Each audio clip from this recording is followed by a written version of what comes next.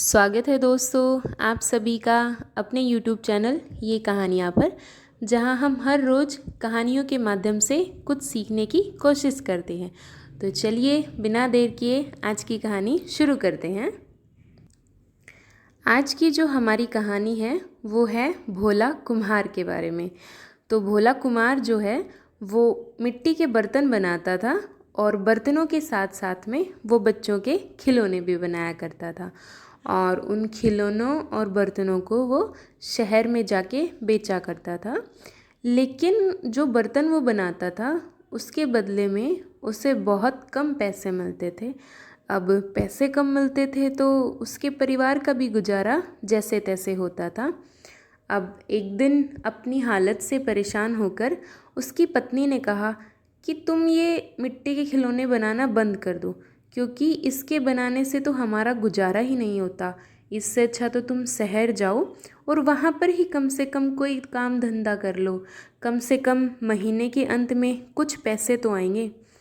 अब कुम्हार को भी लगा कि पत्नी शायद सही बोल रही है, तो उसने शहर जाने का फैसला कर लिया। लेकिन उसको मिट्टी के खिलौने बनाने में बहुत मज़ा आता था, पर अब हालातों के आगे वो मजबूर था और शहर जाके नौकरी करने लग गया। अब वो शहर जाके एक सेठ के नौकरी तो करने लग गया था, पर उसके मन में भी बार बार यही आता था कि मैं मिट्टी के खिलौने बनाऊं, मैं मिट्टी के खिलौने बनाऊं। लेकिन अब नौकरी करने लग गया था तो खिलौने बनाना भोला का छूट गया था। धीरे धीरे समय बीतता गया। एक दिन सेठ के बेटे का जन्मदिन था। सेठ ने अपने बेटे के जन्मदिन पर बहुत बड़ी पार्टी दी थी। अब पार्टी में जितने भी लोग आए थे वो सभी के सभी महंगे महंगे खिलौने लाए थे। अब लोगों को देखकर भोला ने भी सोचा कि क्यों ना मैं भी मालिक के बच्चे को कुछ दूं, पर मेरे पास तो महंगा तोहफा है ही नहीं, मेरे पास तो इतने पैसे हैं ही नहीं। फिर उसको एकदम से याद आया कि अरे, उसको तो मिट्टी के खिलौने बनाने आते हैं। तो वो वापस अपने मकान पे आया और उसने एक मिट्टी का सुंदर सा खिलौना बनाया और उसने ले जाके वो मालिक के बेटे को दे दिया।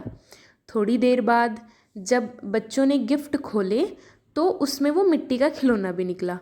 वो मिट्टी का खिलौना इतना सुंदर था कि वहाँ पे उपस्थित सभी लोगों को और स्पेशली सभी बच्चों को बहुत पसंद आया। बच्चे करने लगे कि मुझे भी ऐसा खिलौना चाहिए, हमें भी ऐसा खिलौना चाहिए। फिर सबने आपस में पूछा कि ये खिलौना कौन लाया। तब मालिक को किसी ने बताया कि ये खिलौना भोला लेकर आया था। अब मालिक ने भोला को बुलाया और पूछा, भोला ये खिलौना इतना महंगा तुम कहाँ से लाए? तो मालिक की ये बात सुनकर भोला हंसने लग गया और बोला, मालिक मैं खरीद के नहीं लाया हूँ, ये खिलौना तो मैंने खुद से बनाया है। फिर उसने बताया कि यहाँ आने से पहले मैं मिट्टी के खिलौने और बर्तन बनाता था, लेकिन मेरा गुजारा नहीं होने की वजह से मुझे शहर आना पड़ा। भोला की ये बातें सुनकर मालिक हैरान रह गया और मालिक बोला कि क्या तुम ऐसा खिलौना सभी बच्चों के लिए बना सकते हो? तो भोला ने कहा, हाँ हाँ मालिक, बिल्कुल ज़रूर, ये तो मुझे बहुत पसंद है खिलौने बनाना। भोला वहाँ से गया और उसने फटाफट सभी बच्चों के लिए बहुत सुंदर सुंदर रंग बिरंगे खिलौने बनाकर दे दिए।